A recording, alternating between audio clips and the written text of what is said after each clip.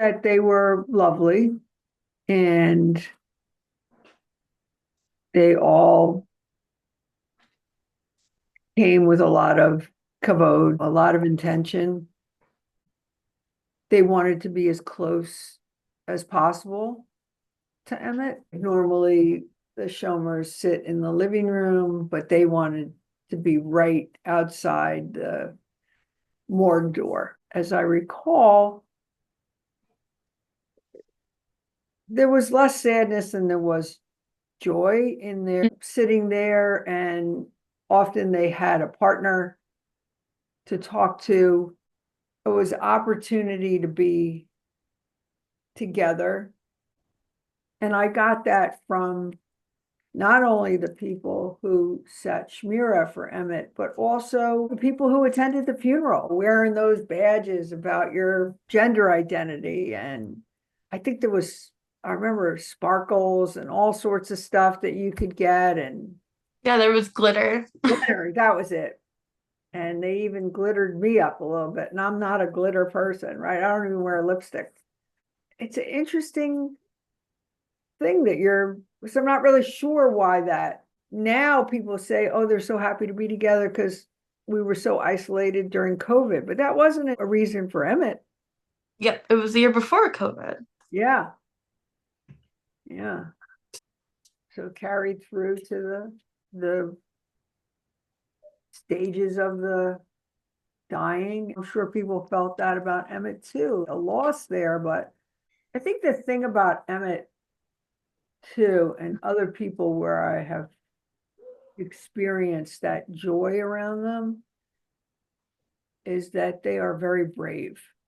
Do you remember the books that people were reading out loud to Emmett as they sat Shmira? No, I did not know what they were. When I sat Shmira, I read Fun Home. Oh yeah, I love that. Did we talk about that? No, I figured when else will you get to read Fun Home Yeah, in a funeral home? yeah. And Emmett saw himself in the story of Fun Home Uh-huh. because he also was a queer trans person and had lost his father very young, and his father had been closeted. So he saw himself in that story. And then the other people also read Harry Potter because Emmett saw himself in that story too, Yeah, as someone who was like, orphaned and then adopted. yeah. You bring up an interesting point because none of these people we're talking about are very traditional. So the conversations or the books that people would read, it's not a surprise that they would be pretty non-traditional. Yeah, yeah. It was more for them, right? Yeah, but you enjoyed it too. Yeah, and I felt like I was reading it with Emmett. Yeah. And most of those people, I believe, had a good death too. The way they wanted it, only allowing or mostly only wanting joy, didn't want people to be so sad or worried. And they themselves were a really joyous part of the fabric of their community. And I remember feeling really held by you because it was really nice to have like a queer person. What was it like for you, that kind of cross-generational queer experience, to see young queer people, an older queer person?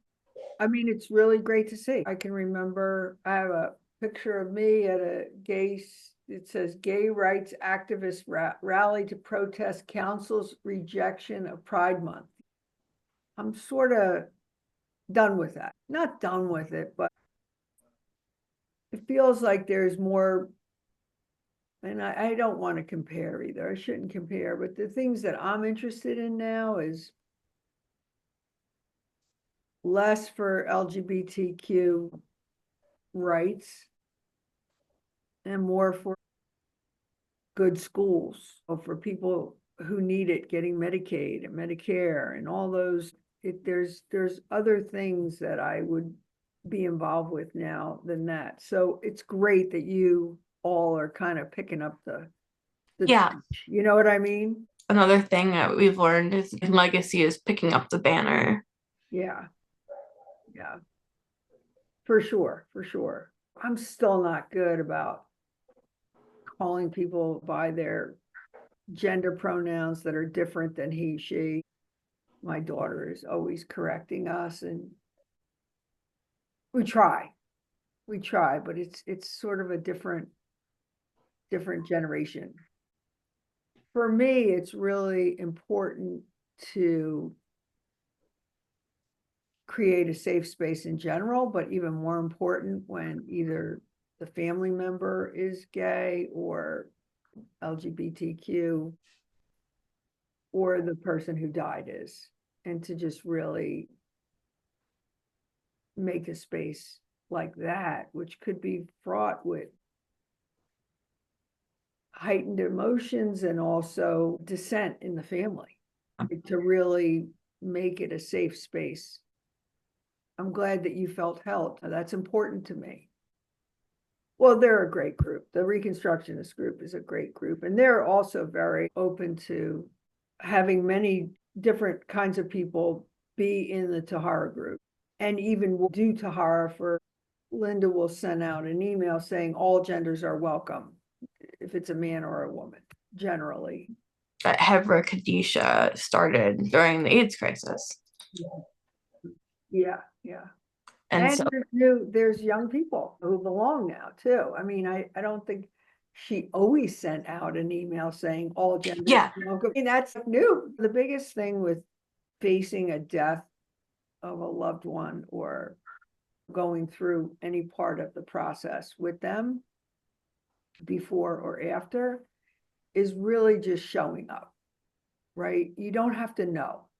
You don't have to know. And I think our Judaism really calls us, when I tell non-Jews that we look at it like an obligation, right? It's a mitzvah. It's something that we're called to do. I'll never forget once I think I just converted, and there was a minyan happening across the street for a fellow congregant who lost her mother. And this guy came over. I just saw him at a funeral at Oheb Shalom. That's where he belongs now. And he knocked on our door. He said, "We need one more person." He was very traditional in that way. Really taught me that this is an obligation, but an obligation in a good way. yeah. I like Yeah. that we have obligations. And I think young people in particular don't have that same sense. I know this is a big, broad statement about young people. I've tried to instill it in our kids that you have an obligation to show up. Take advantage of every time Nana invites you to dinner. You don't know how long we're going to have her. Show up. That's the greatest thing we can do for each other. It's my father once told me that is the basis for relationship. Like, if I don't need you and you don't need me, then we really don't have a relationship. Death doesn't have to be sad and a dirge. It doesn't have to be like that. I hope that people learn that they got as much out of showing up for him as he probably got from everybody who did. It makes us feel good. It's not about my job. People always say, "How do you do this day in and day out?" I just could never do it. That's what they say. And I say, well, first of all, they're not my people, right? If they were my person, my wife or my kids or my mom, I might react differently. They're not my people. And then the second thing is that it is so rewarding for me to help people at this time. I've always been a person to move towards this time in people's lives.